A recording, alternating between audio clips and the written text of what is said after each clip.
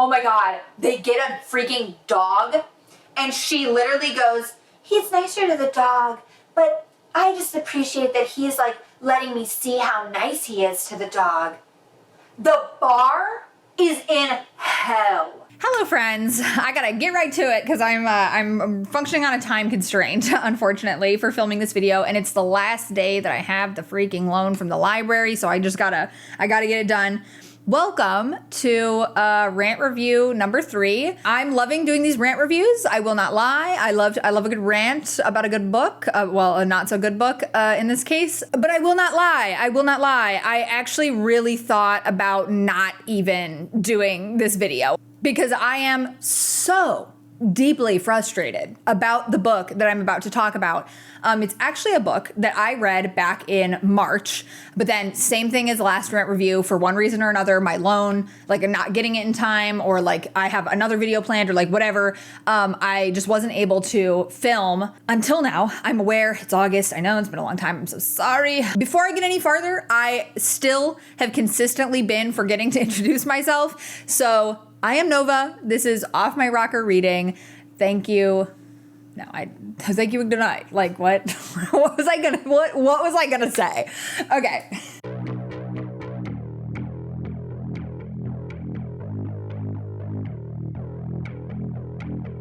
So yeah, like I said, I read this back in March. I decided it was gonna be my video for this month because I had the loan finally from the library. And going back through it was worse. Going back through it for the second time was worse. I was maybe even more angry than the first time that I read it. So much so that, like I said, I actually thought about not even filming this video. I genuinely thought about just letting it lie and letting it go. But I've decided I can't do that. And I have to talk about it because, one, like I said, love a good rant. 2, I have not seen other people talk about it in a bad way.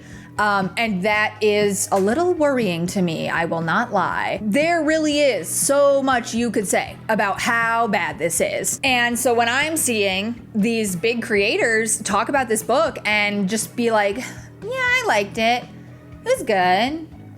I don't know. It's a little concerning to me because I read it in March and I was astounded at the utter pseudo-feminism of this book. Shocker, you can't just write a book with a woman main character and call it feminist. I'm so sorry, Sierra Greer, that's not how this works. But really, my bigger issue with this book is the messaging is just so confused.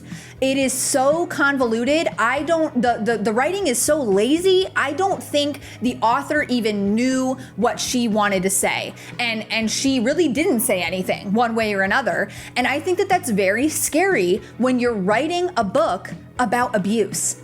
Because when I don't come out of the book knowing for certain that you are condemning abuse, when I come out of the book honestly thinking like, this book, you could argue, tries to justify abuse. I personally find that to be a problem, okay? And that I don't want that to be shade at all to like any creator that's talked about this book. I've seen I'm talking about multiple people, and they're people whose content I love. They are people whose opinion I respect. Really, they're entitled to their opinion at the end of the day. So absolutely, like no hate that way. I don't want it to come off like that. And really, I think that just kind of bolsters my argument that I think that the book itself is so convoluted and wishy-washy about what its message is, that I think that if you're not like taking a lot of time thinking about it as you're reading it, if you're reading it in a very kind of just like lighthearted way and you're not like sitting with some of the stuff in here, I think that it can just kind of fly under the radar and you can kind of come away from the book and be like, because for me, I made it like halfway through the book before I was like, okay, I'm starting to see what people are saying.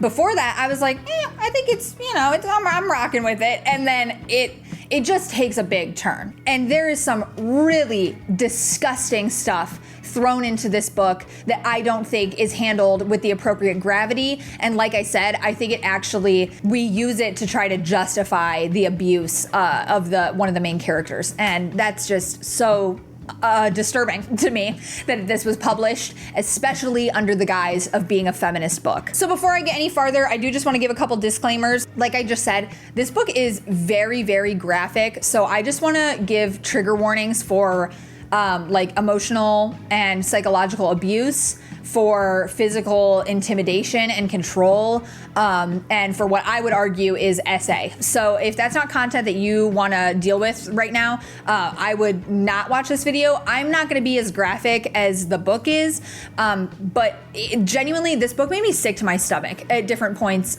just because of some of that content. So if that's not something you could handle, I would highly encourage you to go find a different video. And also, just like my last Rant review, I want to say, you know, if you liked this book or you kind of felt like passively positive toward it, like I'm describing, I've seen other people be like, I'm not sending hate your way at all. I totally understand. People are entitled to their opinions. I'm sitting here kind of making an argument for this stuff being problematic, but I actually do think, because again, it's so convoluted, you could argue the opposite. I do think that you could argue that she did kind of handle it well, and this was for a reason, and right? So I'm not saying that my word is Bible in any way, shape, or form. This is just my opinion. And I hope that even if you did like this book, you will still kind of sit here with me and at least see if you can see where I'm coming from. Because I personally just think these kinds of discussions are important, and getting women's voices in literature right is important. So that's really my goal here today. I am probably going to be pretty harsh though, because I just am very icked by this author and what she chose to write into this. I won't lie. So the book that I am here to discuss today is Annibot by Sierra Greer. It just came out this year. I believe it's this author's debut novel. It has a 3.83 rating on average on Goodreads, and I rated it a 2, just for reference. I think that the best thing for me to do is give you a very brief look at what this book is supposed to be about, and then I will tell you why I think it doesn't even meet that criteria to begin with. So this is supposed to be a very light science fiction novel, emphasis on light, because there is absolutely zero world building going on for the actual tech and the science fiction elements of this book. They are thrown in so haphazardly. There is a ton of contradictory information. We have no picture of what this world looks like and how we even got to a point where somebody can just purchase a sentient AI robot. It really, in my opinion, fails on that front, but it is about our main character, Annie. She is an autodidactic, which I will explain to you what that means later, AI robot that is a doll. She's a robot that was purchased by a man named Doug. And this book is supposed to be an exploration of her humanity. It's an exploration of identity and what constitutes a person and a human, and especially a woman, what constitutes a woman. So it's supposed to be Annie kind of exploring these things about herself, as well as exploring her dynamic and her relationship with Doug, her owner. And it's her slow realization that the dynamic that she's in is abusive. Here's why I think that the premise fails on both of those fronts. One, this book, like I said, cannot even get its information straight. So we get contradictory information about how Annie even physically works, how she physically interacts with the world. So we are told that she can't feel temperature, but then we're told that she feels her owner's cold hands. She feels warmth in her belly.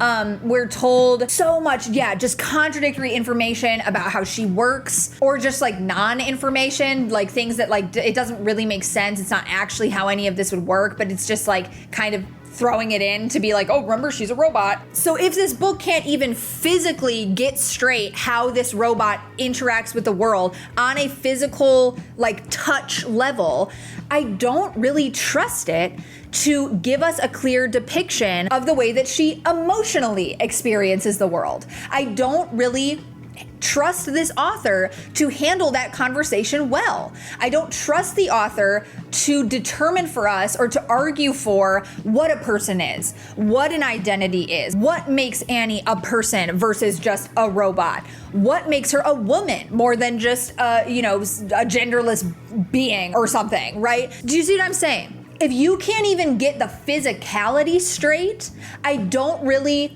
trust you to be able to get these way more intangible concepts like identity and power dynamic and all of that. I just don't trust you to get that down. We get so much contradictory information about how Annie experiences the world, about her level of emotions and her emotions compared to human emotions. What does that look like? We never get a clear picture to know one way or another, is this a human being? Is she someone who should qualify as a person with autonomy, with identity? Like it just doesn't argue for anything. And it's so frustrating because this author is obviously trying to create this analogy of, this is what it looks like for a woman to be in a traditional marriage where she's basically her husband's like property. I understand the analogy that she's trying to create, but I just think that it fails because you don't seem to even be able to decide if this is a robot or not, or if she's a person. This is also, I would argue, not a relationship. It's not really an analogy for two consenting adults getting into a marriage. Annie was only born 3 years ago, right? And she's only really ever experienced Doug. Even a naive young woman who's just kind of married off to some guy, like she's still gonna have like a whole like lifetime of experiences. But this book even talks about how Annie, like when she was changed to be autodidactic, Doug talks about how she's like a child. So I just don't really think that you can treat this like an exploration of power dynamics in a relationship because this is not a relationship. That's my argument. Again, I understand you can argue differently, but I'm just saying that's my premise for this video. And I think on that note, we just kind of have to jump into the plot. I'm gonna do my best. Once again, I don't really know how to structure this very well. I don't know how to be concise, and I am on a time constraint, like I said. So we're gonna see how I do. For reference, this book is 7 chapters long, so I might just go chapter by chapter because I have notes on everything. This book opens up and we just get right into it. Like we're right in the middle of them basically like having a conversation. And we're introduced to Annie in kind of this bedroom setting. And very, very quickly in the beginning of this book, we establish that her whole life is about pleasing Doug. It's how am I gonna look sexy enough to please Doug? What can I do to please Doug? We see multiple scenes from them, some of which gets into some very like type territory. She like degrades and humiliates herself because she knows like that will turn him on. It gets pretty icky. And just, disclaimer, if you're freaking into that, like, go for it, dude. I don't care. Again, as long as it's between two consenting adults. But in this, we get the sense so quickly. Doug is a creep. That he would like this from, a robot who he says was like a child just very recently. We get a little bit of, a picture in this time of like things that she can do, right? So apparently she can track his, like discontent levels. So if he's like annoyed at her, it'll be like a 2 out of 10 or whatever. She also can warm up her body temperature to be human warmth for when they cuddle. The one thing that we definitely get established about the world is that there are these robots, they're AI robots, and there's like a nanny version. There's an Abigail setting that is like a housekeeper, which is what Doug originally purchased her for. And then there is a cuddle bunny mode that is for okay. At some point, he switched her over to being a cuddle bunny, and then she also became autodidactic. I'm gonna define for you what autodidactic is as best I can, because once again, this stuff is it's not explained in this book whatsoever. So basically, autodidactic means that she is now fully sentient in the sense that she takes in information just like a human being, I assume, in an effort to become like a person and develop a personality and develop dynamics and relationships with people. So she's basically a human being, right? Do you see why that's a little bit of an issue to me? How is that ethically okay? How can she be autodidactic, an autonomous person, while at the same time being a cuddle bunny? I just find the ethics of that, again, from a science fiction standpoint, just really like off. Because how is it that she can be basically learning how to be a human and have any kind of agency or anything when she basically just has to give up her body to this man? Like this man literally owns her, right? And also just doesn't even view her as a person. Again, I understand. We're trying to create this analogy of, but a husband is entitled to his wife's body, and like talking about that and like, whatever. But I just don't think that it really works in this, like the analogy doesn't work. And we even get like, at one point, we get this idea that, he could have her like memory like wiped, like her CIU could be wiped. And I'm like, how would that be allowed? How would that be allowed ethically? If she's like basically a human being, how would you then like wipe her memory, right? Like, I don't understand how any of this is allowed, and we aren't learning about the world at all to understand how this has become allowed. And again, about Doug, we just see him being the worst to her. He talks to her in a horrible way all the time. He is like an to people that he's on the phone with. Like, he like yells at her that she doesn't clean well enough. He's super controlling. He doesn't let her interact with other people. He doesn't let her go outside. Her whole existence has been in this apartment with him for her whole life, basically. But really where the plot starts to get going is when Doug's friend Roland shows up, okay? And they're like gross, like bros, and they're talking about her. And here's where we find out. Okay, are you freaking ready for this, dude? I don't know if you are. Here's where we find out that Annie was modeled after Doug's ex-wife, Gwen, who was African American, and he loved that she was black. He says that. He says that. He says that in this book. I loved that she was black. That's a real sentence in this book. Okay, I don't know where it is though, so I want to say that now before I forget. And when they split, he got Annie and customized Annie to look like her, except made her lighter. Just to give you an idea of how abhorrent this person is, this character Doug. That's the basis. That was Annie's creation. That was the motivation for it, okay? So disgusting. And again, she's just constantly trying to like please and like appear like monitor her tone. He's constantly tone policing her. She tries to like monitor her tone all the time. She has all these like cute little outfits that he buys for her that she wears on specific days. She works out every day. Like, it's very much giving like Barbie doll, like just so objectifying and infantilizing a little bit, you know? It's so gross. Like, honestly, like that's the one thing that I do give this author credit for is she painted a very clear picture of how gross this is at the beginning, which is why I partially can't believe how she fumbled it in the end of the book. But I do want to credit her for that, and also just for the very subtle, like emotional abuse that goes on at the beginning of this book. It's hard to read, and she really nailed how just uncomfortable it is. Like the way that he speaks to her and just like degrades her. It's something. She definitely did really well with that, which is what part of what makes me so upset that she then kind of tries to justify it by the end of the book, justify his behavior. But anyway, like I said, Doug's friend Roland shows up. Once again, we learn about Annie being modeled after Gwen. They're really gross. They just like talk about like, oh, maybe you should have with Roland, like stuff like that, right? Just very, We find out that she can actually program her libido so she can be like, in the same way that he's like a 2 out of 10 for like annoyance, she can like make her libido like 1 to 10. We find out now that her being on a 10 is basically like torture. Like it is like physical discomfort and torture for her, and there's no way to like satisfy it unless she's like actively engaging in intercourse with him. That's going to be important for later. Okay, put that in your back pocket. Okay.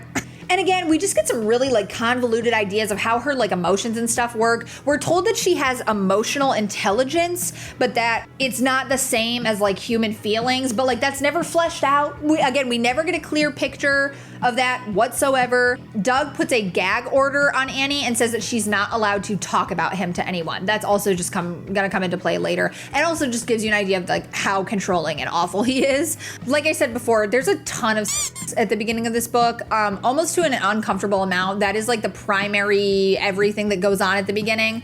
And they do it with Roland there. Roland is like spending the night, and then Doug gets mad at Annie for some reason and tells her to go dock herself. So Annie goes to the kitchen and docks herself in the closet. Docks herself meaning puts herself on her battery, which is through her heel. Roland comes in and they proceed to have a conversation about her sentience and her feelings and stuff. And she talks about how she always wants to do what Doug tells her to do, and she just wants to please Doug. And it again causes her physical pain to displease him, but then tries to say that she has full autonomy over her thoughts and what she feels and stuff like that and what she does. So what?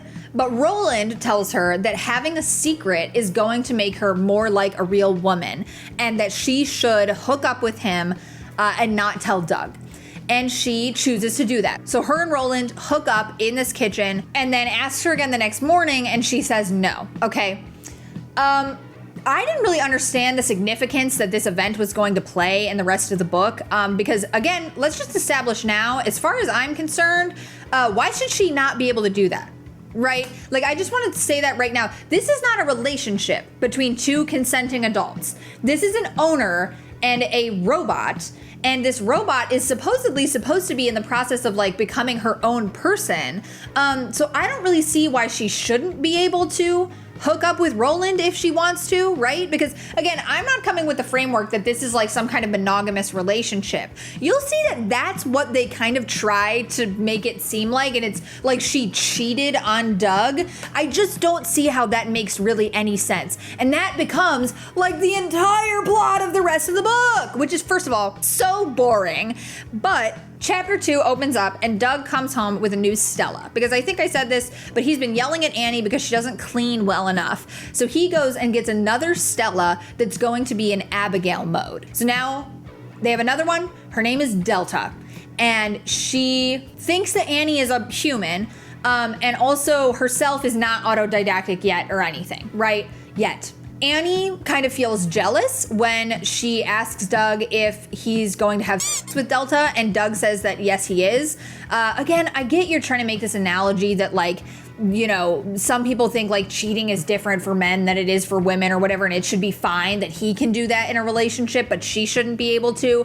But again, what? Like, come on. Like, the whole premise of this is you're trying to say that it was wrong for Annie to choose to hook up with Roland, even though I don't understand why she shouldn't be able to choose to do that. But then Doug is supposed to be like allowed to have sex with Delta and other women as well, you'll see, and that's somehow like fine. Like it just doesn't freaking make sense. This is also, we are getting this idea that Doug wants to be a couple with Annie, but again, he's literally saying I'll sleep with Delta if I want to, though. This is where we get set up that Annie is interested in learning how to code. She just starts reading articles about it in her head because obviously she can connect to like the internet and stuff. And this is a really cool plot point that absolutely ends up going nowhere, but it gets introduced now in chapter 2. This book also has like extremely weird time skips. Like we just jump months ahead randomly. So that happens now. We jump months ahead and they, you know, have kept Delta even though Annie didn't want to. And it's just kind of their new normal. She goes in for her first tune-up, and we get to see what that looks like. He asks for her to lose 5 pounds or 10 pounds or something, and for her boobies to be bigger. So really good guy, love Doug. No, he's gross. And they ask if Annie has been getting moody, and he says, come to think of it, I do think she has been. So they sign her up for this AI program where she gets fake AI calls from a friend and a cousin, and she just gets to pretend like she's having human interaction because Doug keeps her at home all the time and doesn't let her interact with anybody. And then the programming thing that she's been getting into, learning about programming, they tell her to stop because it's going to affect her her like memory and her systems and everything, she'll like overwork herself or something. Okay, so she's not allowed. We continue to get a ton more scenes. We get, some phone calls with her and her cousin and her friend. It's just, we're just painting a picture right now. Really nothing is happening. We're just setting the rest of the novel up. Because then Roland wants Annie to come to his bachelor party in Vegas with Doug.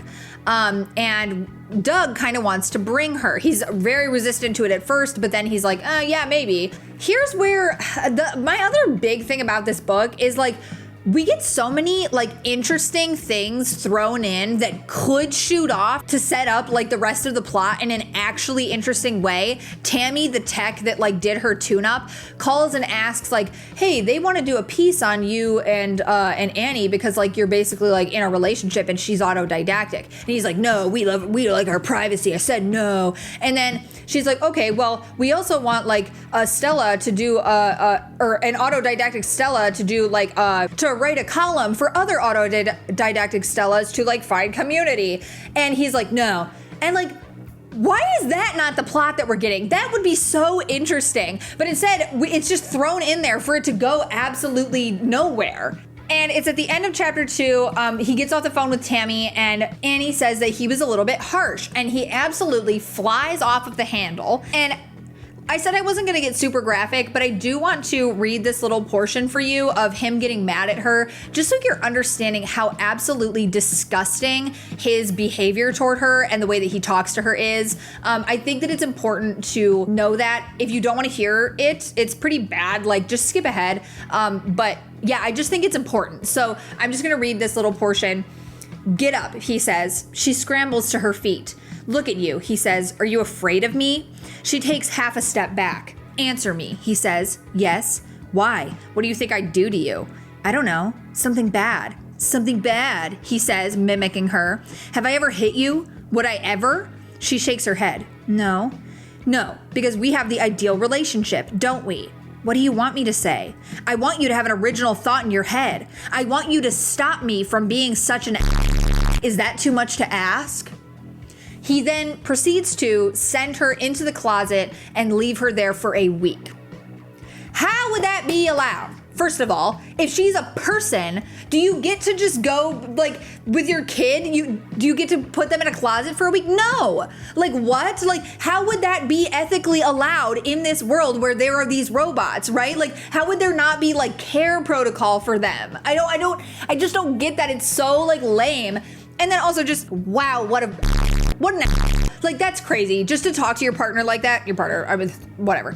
But that's crazy. And I just want you to have that so you understand how awful he is, okay? Doug and Delta get close during the week when Annie is in the closet, and then he finally lets her out. He also, of course, blames her for having to be an as he put it, and says that it's wrong of her to think that he would ever hurt her, and just, it's just all very awful, like mind tricks and games and like such like backwards circular thinking. It's very much like just psychological abuse. It's hard to read, and this is where we get introduced to this idea that she's like not like other robots. Basically, she's not like other girls, and she's not like other robots. She's a top performer, and she's excelling beyond, and they don't know what Doug is doing to make her so amazing, but she's excelling beyond even their expectations. I think she goes in for like another tune-up, yeah, with Jacobson, who's her normal tech. He's gonna come up later, and he goes on this whole spiel about how she's special, and again, she's not like other robots,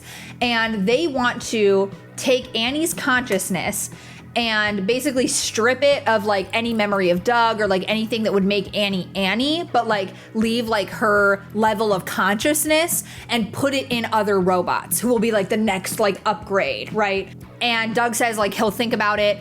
I just don't like this little narrative here that we're doing, that Annie is worthwhile because she's better than other women robots, right? I don't like that. it shouldn't be that she has worth because she's better than other people. It should be that she has worth because she's a person and because she's a woman. I just don't like that, like, not like other girls thing, because you shouldn't be saying that she's special just because she's profitable for these men. And obviously, like, that's the point, is like, to them, like, she's profitable. But I just don't like this, like, oh, Annie's like special, right? Like, compared to other robots, like, it's very pick me, and I don't like that. I think it's a very lazy choice for trying to justify like why Annie is like important, you know? Yeah, we learned that basically he broke up with Gwen, like they separated because he was mad that she like went and got a degree and didn't like cook and clean for him all the time. He's very much like tries to be like traditional, yada yada. But, you know, it's different with Annie, and he wants to bring her to Vegas. 2 more months pass, but she gets an ID because she's coming to Vegas. And also, whenever they talk to Roland about this trip and stuff, Roland keeps making weird comments at Annie about the closet. So Doug is like getting like suspicious that something happened. And we get this very, very, very uncomfortable outburst from him when he freaks out. And after hyping Annie up about Vegas, they're literally packing for Vegas. It's supposed to be like this amazing like trip for her. And she's so excited. He, on a complete whim, just decides that she doesn't get to go because she asked to carry her own ID and that she's stupid. She disgusts him. She's a cliche. All of these horrible, nasty things. He makes her take off her clothes and like physically intimidates her and makes her like vulnerable. It's extremely uncomfortable. I was sick to my stomach reading this portion of the book. He like pushes her like basically like against a wall. He calls Roland and starts like interrogating Roland, trying to figure out why he keeps asking about the closet. And then when Roland like basically lies well enough to pacify Doug then whirls on Annie and then tries to blame Annie for making Annie make Doug doubt his best friend. I just want you to have a very clear picture of how the level of scum that this guy is, okay? Like, he is the worst. He is just, in my opinion, at this point, after this stuff, he is irredeemable. He is the worst. He is obviously the villain. And you're rooting for Annie to get out of this situation, even at this point. And this is, I don't even know, maybe like 35% through the book. Because then he leaves for Vegas. And Annie decides, after really very little thought, she is scared for him to find out that she did sleep with Roland.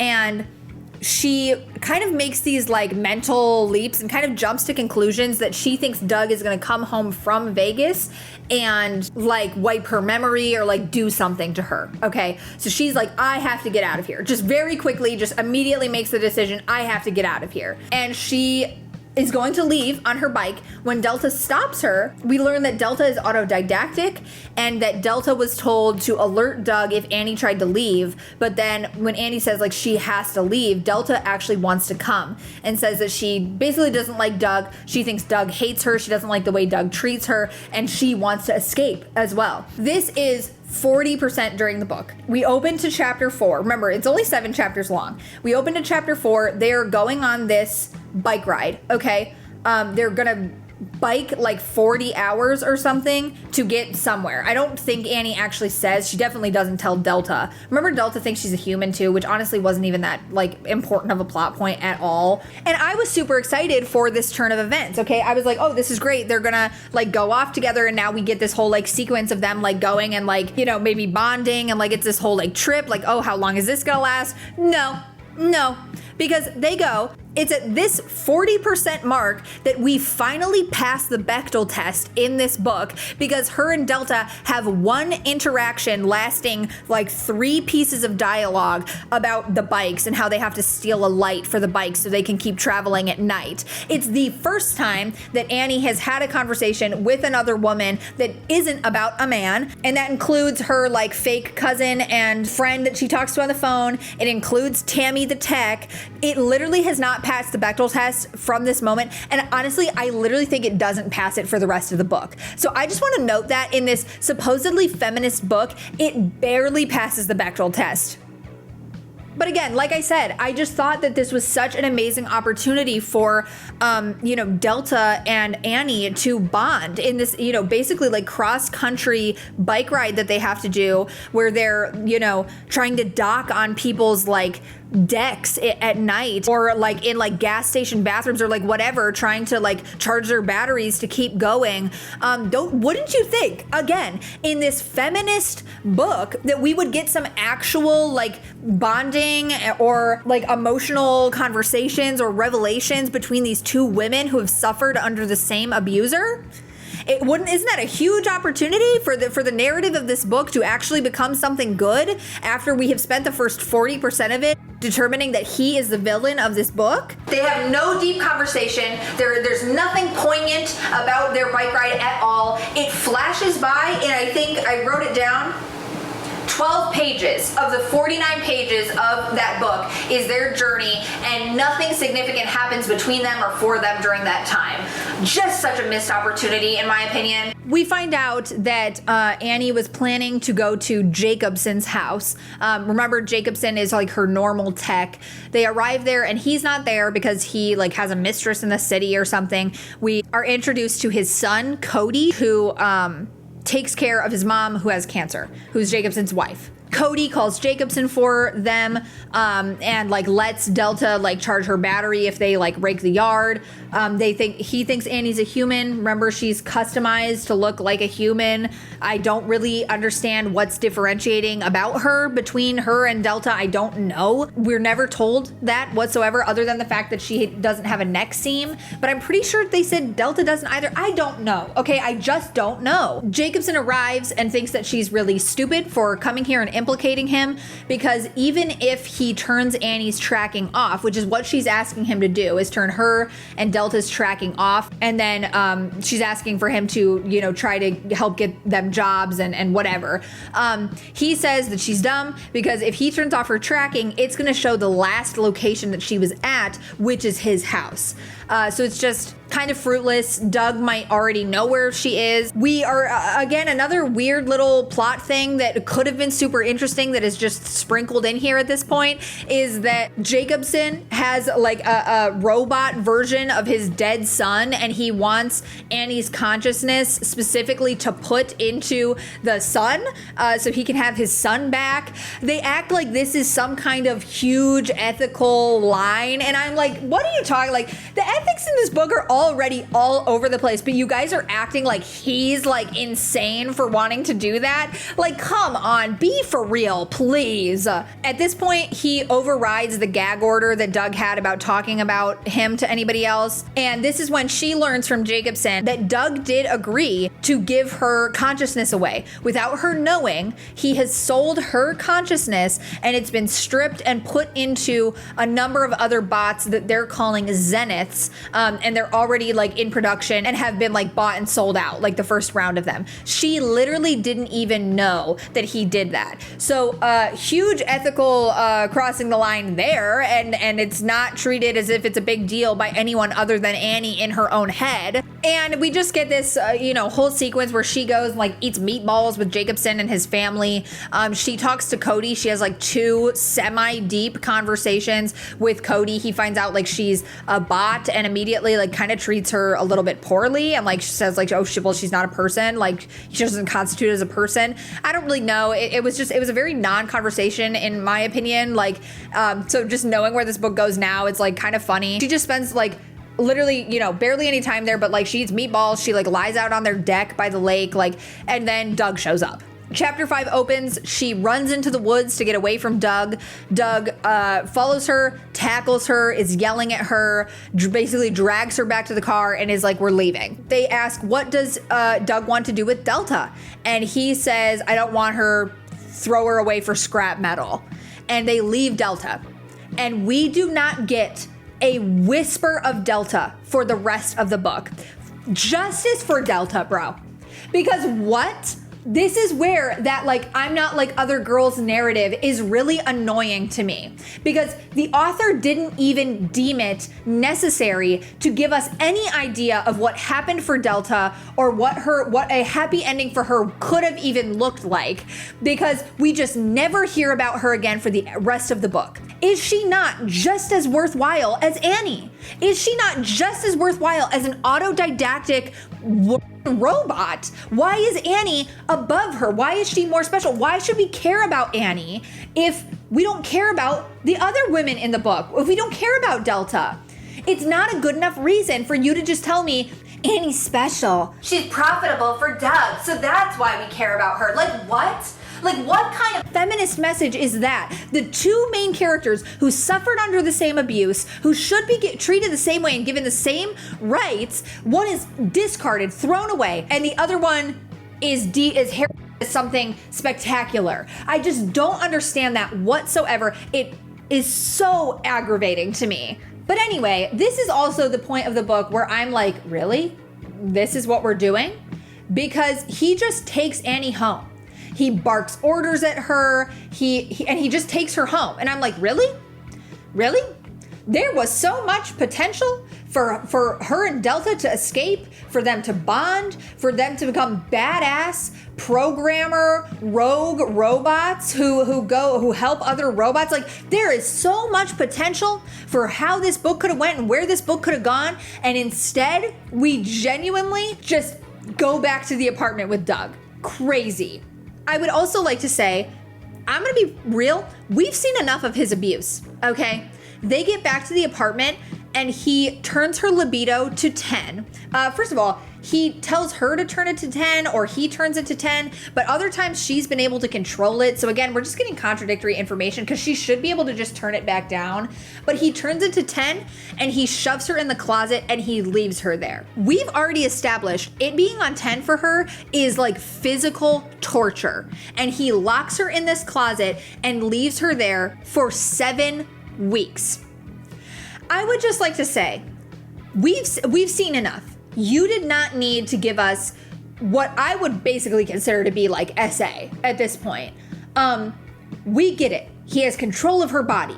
She has to be completely physically available to him all the time. I get it. I don't need any more of it, okay? Because at this point, this is verging on some weird robot CNC fetish thing, and I don't want it in this book. I don't want it. If that's the kind of book that you want to write, go for it, girl. But how dare you do that under the guise of it being some kind of feminist book and it not be between two consenting adults? This is abuse.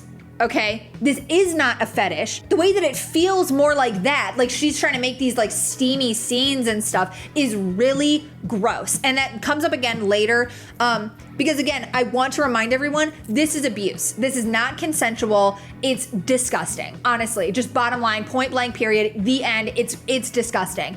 And I don't need to see any more of it. And this is where the book just becomes so exhausting. Because again, we could have had any other plot than this and it would have been more interesting. It just becomes a repetitive over and over and over. Her and Doug in the apartment, him being shitty, her like kind of blaming herself, them arguing, him doing something shitty, and it just goes on and on and on. I have notes for all of it, but I literally, now that I'm sitting here, I don't care about any of it. Like, oh, we get more that he's a good owner. She starts to blame herself. She feels like she deserves it. He says he won't do it again. Why should we believe him? I have all these notes. It doesn't matter. What matters is just that he continues to be shitty, but now he's like depressed on top of it, so he's worse. She's basically like a slave at this point. She literally just cooks and cleans for her. He's like taken away her access to the internet. She just cooks recipes from a cookbook now. She cooks, cleans, like her world is insanely small, and that's it, okay? I apologize if the framing of this video just like completely changed. I had to like change the battery of my camera, and my partner is not here to help me, so I had to just do it myself. So I'm sorry if I look like totally different now. I want to read you this quote during this time. Entrenched in his anger, Doug has cemented himself into this stagnant, brooding, empty version of himself. No, he was always like that. No, he was actually always the worst. I don't know if you're just now noticing or what's going on here, but he actually always sucked balls. Come on, like, this man is the worst. And here's where we start to get freaking attempted Doug redemption arc, which is my third thing. I just came up with that number completely randomly. It's probably my 40th thing wrong with this book. We genuinely tried to redeem him. Yeah.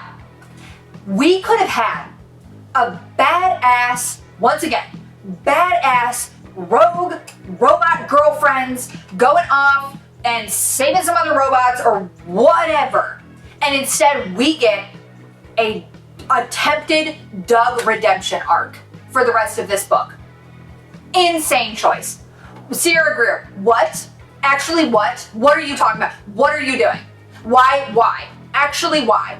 You established this man as the worst human being I could conceive of for the beginning of this, for the first half of this book. And you're actually actively making the choice now to be like, maybe he can learn. Maybe he can get better. I don't care. Frankly, I don't care.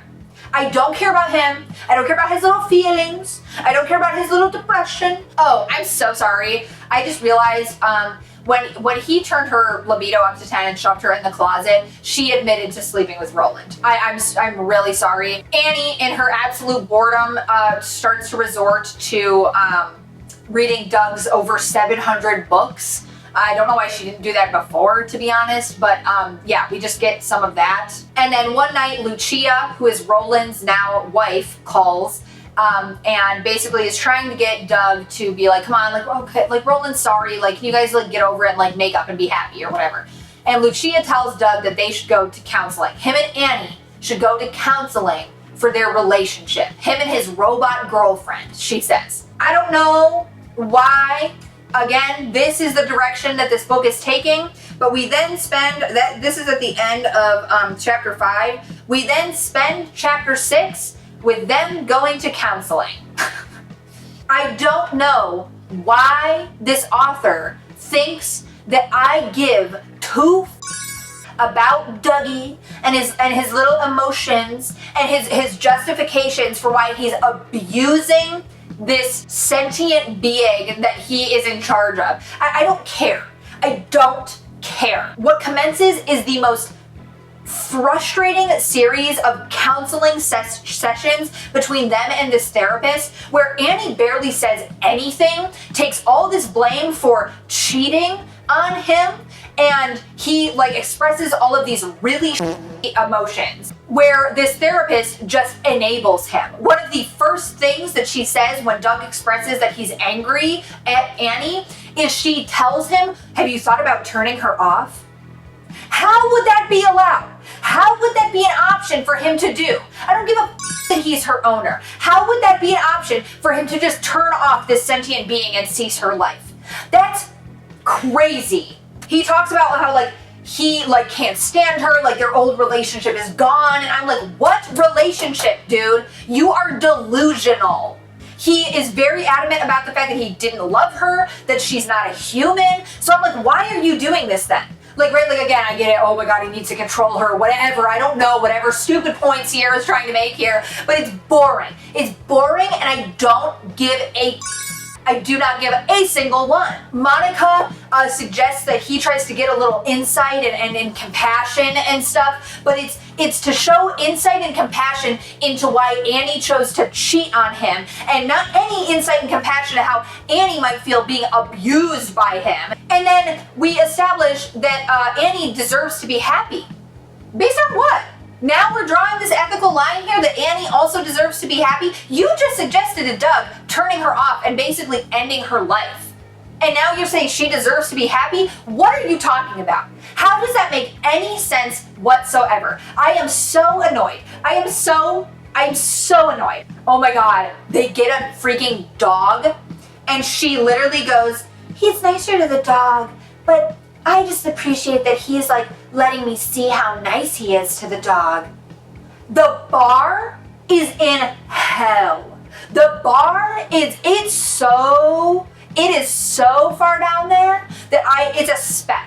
Like, what? And then he tells Monica that he is very heavily thinking about setting Annie back to an earlier version of herself. So wiping everything that's happened since she slept with Roland and setting her back to an earlier version. She says she'll accept that if that's what he decides. Why? First of all, why would you accept that? And then also, Monica's like, well, you know, if you do that, now you're just gonna have all this like anger and resentment towards her, and she's like not gonna understand why, because she's not gonna have lived any of this. And he's like, well, maybe I want to do that. Maybe I want to get revenge on this innocent version of her where she'd have no idea what I was doing and I would just be like totally abusing my power. Like, maybe I want that.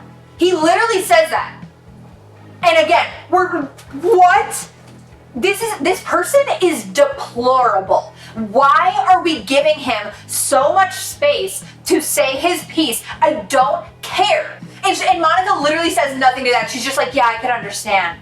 Or like something like what? Am I crazy? Am I crazy? Am I being gaslit right now? Because what in the fresh hell is this? And then literally Monica asks her to, because they don't have anymore, because Annie can't do it, obviously, because she's been abused. Monica asks her to set her libido to 3. And I'm like, so she can set her own libido. So could she not turn it off when it was at 10? And then we get this really weird, yucky sequence where we're basically blaming Annie for not being able to have any desire for sex anymore. And he like is like, I'm gonna touch your hand now. Oh, you're doing great. And like all this stuff, and I'm like, ew, get away from her, you disgusting piece of garbage. Like, what the hell? It is like the most bizarre sequence. And then they like talk about the cheating again for the billionth time, and he's like, you knew it was wrong. And it's like, why? Why was it even wrong in the first place? It's not even cheating. Oh my god. And then he sets her, so like he like takes off her location and is like, Annie-bot, you can leave the house. Annie-bot, you can do whatever. And then remember, like his like discomfort or his displeasure gives her physical discomfort. So he's like, yeah, you can leave, do whatever you want. And then he's like, but I really want you to stay. So it like creates in her this weird like, oh, like now like she has the freedom to leave feeling, but like he wants her to stay. So if she leaves, it's displeasing him. And that turns her on. This like emotional turmoil that he's choosing to put her through turns her on. Goodbye. Goodbye. Stop writing forever. I never want to see your name on the front of a book ever again. What? What? This person who abused her then puts her through a weird, like literal physical, emotional turmoil, and that turns her on. I'm gonna need you to, what is this? What is this fetish content you're putting in front of my face right now? Oh my god.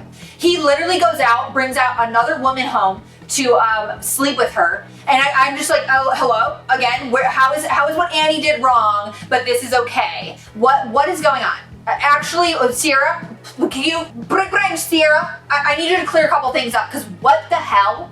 And I know it's supposed to be part of this like analogy. I don't care. The analogy's out the window. Because why are you literally trying to paint Doug right now like he's some kind of victim of like her cheating, and that's in any way equal to what he has done to her?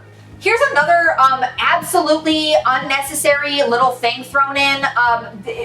They are out and about one day, and this like man bot is like, do I know you, to Annie? And he's like, I feel like I lived in this building. And it's like this really weird interaction that they have, and then they're just like, oh, maybe it was one of the Zeniths. Like, basically, like, he, like, feels like he knows Annie. Like, they're, like, connected. Like, they're from, like, the same consciousness. And that just goes nowhere. It's completely, it's literally, like, it's this big on the page, and it just, nothing happens. And I'm like, again, we could have gotten this cool found family story where she, like, meets these, like, what, like, the possibilities with this premise were endless. And instead, I'm literally sitting here having to read about what she's making for Doug for dinner. Like, what? Why was that the choice? He, like, says that, like, last night didn't mean anything with that woman. I would just like to point out once again that, okay, so why did the time with Roland mean anything? I just don't get it. And then I'm literally not kidding. I'm literally not kidding. This chapter ends. I have to just read you the quote. I have to find it. Hold on. You can trust me, he says. She wants to trust him. She realizes he's been fighting demons too. What? Are you being for real? I actually just read that. That's crazy. I don't have the energy in my body to emphasize how insane that is. We're actually going with a plot line where we're trying to equate her in this gray area cheating on him with him literally repeatedly abusing her in multiple ways. First of all, we're just trying to equate those things to begin with. And then we're actually trying to decide the conclusion that we're coming to is that it's supposed to be fine because he's been fighting demons too. That's insane. That's some kind of I would see scrolling on Instagram. Couple little small things. I actually forgot. I think this already happened and I forgot about it. I think it happened in chapter 6. For absolutely no reason at all, Doug points out to Annie that Monica, their therapist, is trans. Just for no reason, is like, you noticed she was trans, right? And he was like, no. And he goes, well, she is. Literally, that's the interaction. I don't know why that was necessary in any way, shape, or form whatsoever. I'm baffled by that. And then this is chapter 7. This is the end. I just want to point this out. Annie's talking about the books that she reads. Annie gravitates towards novels by women. Sally Rooney, Britt Bennett, Emily St. John Mandel. And then talks about it. I don't know why. I just have to be honest. Her naming like such contemporary authors who like right now are really like big names is just like, it really comes off as like glazing to me. Like, I don't know if I'm crazy and I'm just reading into it, but I honestly, genuinely, like, you know, this is Sierra's like, oh, debut novel and everything. It just feels like glazing to me, and it like made me like cringe, to be honest. Like, why? Like, why? Like, why would you name those, like, out of anyone? And not that those people, like, aren't good authors. I'm just saying, like, it just feels so odd, like, in this book. Again, we have no idea, like, when this is set or whatever. Like, you're just, like, throwing Sally Rooney at me? Like, what? He tries to say to Monica that they're even now because he cheated on Annie, and now Annie has cheated on him, so they're even. And Doug gets pissed at Monica and ends their, like, relationship, like, their counseling sessions, and Annie is so frustrated she could scream, but doesn't speak at all. Like, she has not for, you know, basically the whole time. I'm so sad. Filming this right now, like, I have a time constraint. I have somewhere to be. So actually, I'm gonna stop here. You're gonna see me again for the end of this. It's gonna be a different day. I'm gonna look a little different. So peace. I will see you then. Hello friends, this is me next day. I am sitting down to finish this up and I, once again, really just don't want to. I am tired of talking about this. So I feel like when I finished with you yesterday, I just kind of like started being lost in some details. I'm sick of the details. I feel like you get it, I get it, we all get it, at least I hope. So I'm just gonna try to breeze through the rest of this because I feel like there's a couple big things to highlight, but I just don't want to get caught up in all the little details about their interactions and stuff because I want to emphasize here, I don't remember if I did, the ending of this book, I mean really the second half of this book is so repetitive. It is just them in their apartment, each other, like talking about this, like the cheating thing over and over and over. It's them going to talk to Monica over and over and over about this. And that's what this entire book ends up being. It is so boring. So like I said, I could go into a ton of details about like just weird like things that they say and like dumb things like from this last chapter. I do not have the drive to do that. And I'm sure that you do not have the drive to watch that. So where I left you yesterday, I believe that we had just gotten to the part where Doug officially ends their counseling relationship with Monica. Annie does not like that, but she does not advocate for herself or speak up at all, just like she hasn't been doing in this session the entire time, even though it was supposed to be a couples session. It really hasn't been. It's just her sitting there being complacent. Not to blame her at all, obviously, for the situation or for the abuse, but just she just does not speak up. We just get her trying to convince herself to be able to be like intimate with him again, and she finally does and just feels badly about it. She feels bad about it afterwards, but she just kind of forces herself to, and they get back into their rhythm and they just like are living their lives.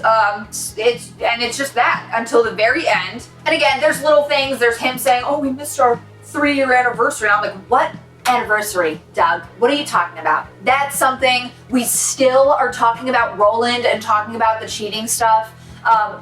Again, for the millionth time in this book, I would just like to state here very clearly, in case I didn't yesterday, I really dislike and find it deeply problematic that the end of this book and the trajectory of the plot of this book includes framing her kind of cheating on him in a very gray area-ish way, cheating on him as the same thing as him then abusing her.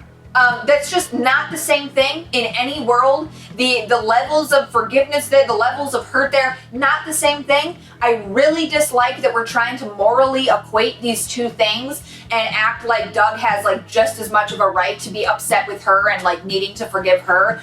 Absolutely not true, and I think that that's a very harmful thing to perpetuate. So I really dislike that. And again, we just continue to get him being gross, even amidst this redemption where he's like reading these books with her and they're going to the library and oh my gosh, he's letting her see him be nice to his dog. So like, oh, he's changing. Even amidst that, he's still the worst. He literally justifies putting her in the closet by saying that at least it got her to tell the truth. So it did the trick, so I guess that's okay. Literally. We're still in that kind of mentality at the end of this book. So there's no redemption here. There's no real redemption, and I wouldn't even want to see that. I don't believe that he deserves it as a character, and I don't care about him in any way, shape, or form, let alone enough to even witness some kind of redemption arc, right? It's just exhausting. I don't care about this man and his pitiful little feelings. Bro needs therapy. Like, that would, like, if he just wasn't the worst, none of this would have happened. So I'm sorry, I can't take it seriously when he's so sad and hurt because she decided to exercise bodily autonomy and hook up with somebody else. Oh my god, dude. There's this part too where she gives this super sincere apology to him over basically like, not on purpose, but calling him like a fraud, like because people would know that she's a robot, and that's like when he got so mad at her about Vegas. She gives this like super sincere apology, and it's treated as if it's some kind of like poignant moment between the two of them. And I'm like, I'm sorry, we have never gotten an apology from him for the literal abuse that he has continually put her through. But for some reason we're acting like this is like something that needed to happen between them. Like, ridiculous. She is also just at the very tail end of this book starting to have all of these like epiphanies about like his treatment of her and how her existence, like she has an existence outside of his. And like just all of a sudden, like at the very end of the book, like her growth happens in this like exponential spike. Which I just don't really like and I don't understand the purpose of, since all we've done is sit here in this apartment for the last 50% of this book. Why could she not have been realizing this stuff slowly? I just think it's bad writing. They start doing this thing called wandering. I think it was mentioned earlier in the book, but it's not important until now. Wandering is basically when an owner lets their sentient AI autodidactic living robot actually go outside of the house themselves and go like walk around a park by themselves. Annie starts doing that, so she's getting, you know, a semblance of freedom and whatever. She's realizing stuff. Probably one of the best parts of the book is her thinking about the little backstory that she made up with her like AI cousin for herself. And that whole scene, like that was a great part about her and her life and her growth. But of course, like Doug like wrecks it anyway. So like, you know, what does it matter? And then yeah, we like just some weird stuff at the very end that I want to point out. Out of absolutely nowhere, we get this very pointed comment, kind of like the thing about Monica being trans. We get this very pointed comment about how Doug is a liberal and how he, like, the rest of his family's like Republican, but he's a liberal. And I'm just like, in what world? In what world would this like traditional man who just wants like his woman to be barefoot cooking at home? I'm not even kidding. She literally in this chapter takes off her shoes because she knows that he likes watching her cook barefoot. in what world? I'm so sorry. In what world is he like this liberal man? Like what?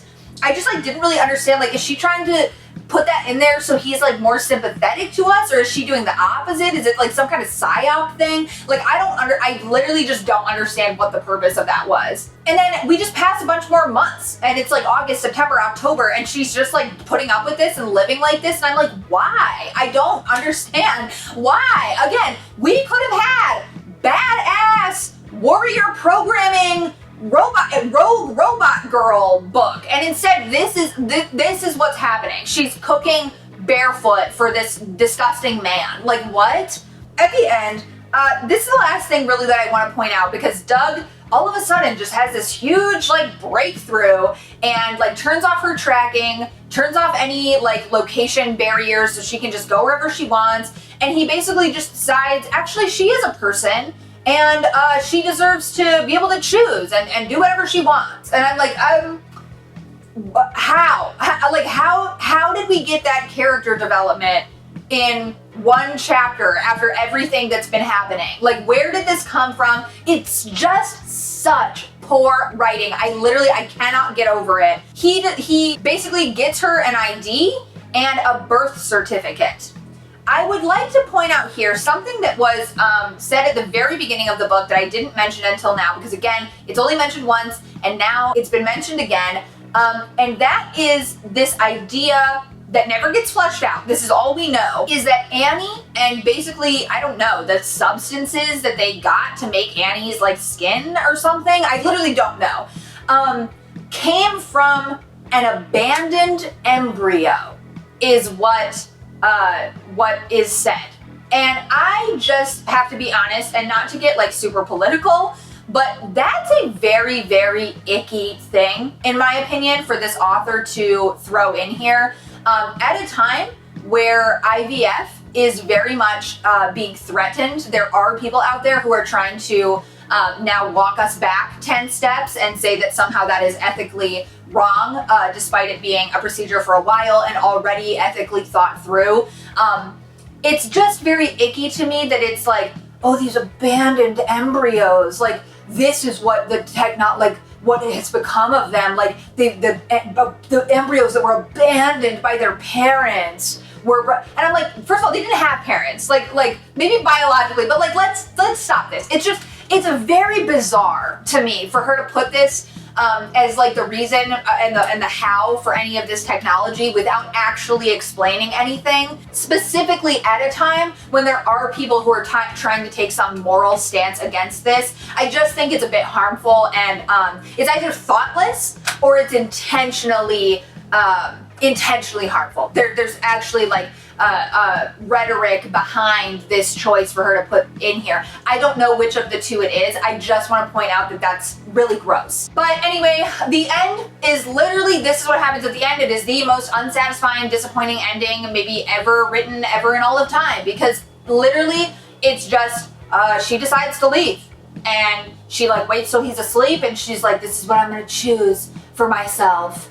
And I'm literally, I kid you not, she leaves. She goes back to Jacobson's house, okay, the location that he found her at before, and she goes and lays on the dock and waits for Cody, the son that she talked to twice and is the only other man she's ever had any real interactions with, to find her. And then they interact at the end of this book, and she's like, I know he'll let me stay here as long as I need. And I'm just like,